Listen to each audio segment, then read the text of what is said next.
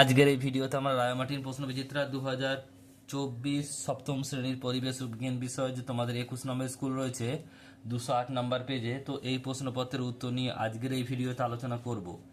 একের দাগের বলছে, দেখো প্রথমে রয়েছে তোমাদের ভৌতবিজ্ঞান ফিজিক্যাল সায়েন্স। একেরটা বলছে সঠিক উত্তরটি নির্বাচন করে লেখো।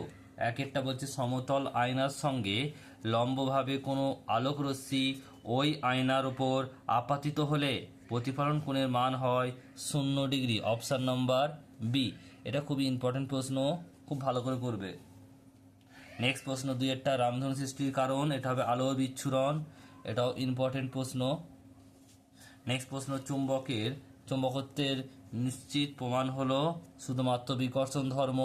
Option number B. চারেরটা বলছে তড়িতের সুপরবাহী হলো লোহার পেরেক। Option number C.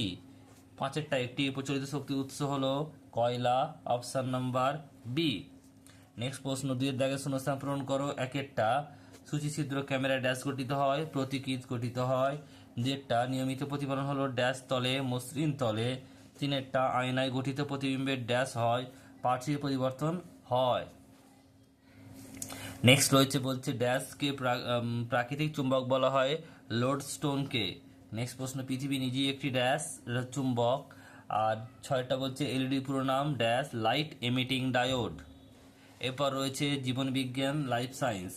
একেরটা বলছে সঠিক উত্তরটি নির্বাচন করো। একের এক কাণ্ডের যে জায়গা থেকে শাখা বা পাতা বেরোয় সেই জায়গাটি হলো পর্ব। Option number A. ফুলের যে অংশটি ফলে পরিণত হয় সেটি হলো, এটা হবে ডিম্বাশয়। Option number D. আমের বীজ থাকে দুটি বীজপত্র, এটা হবে অপশান নাম্বার বি। নেক্সট প্রশ্ন রয়েছে দেখো তিনেরটা দুইয়ের দাগের শূন্যস্থান পূরণ করো। একেরটা বলছে একটি সরল ফল হলো ড্যাশ, এটা হবে আম।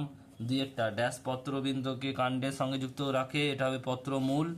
তারপর প্রশ্ন বলছে দোপাটি হলো ড্যাশ ফুল, স্বপরাগী ফুল। অস্থানিক মূল দেখা যায় ড্যাশ ওই যে পাথরকুচি উদ্ভিদে।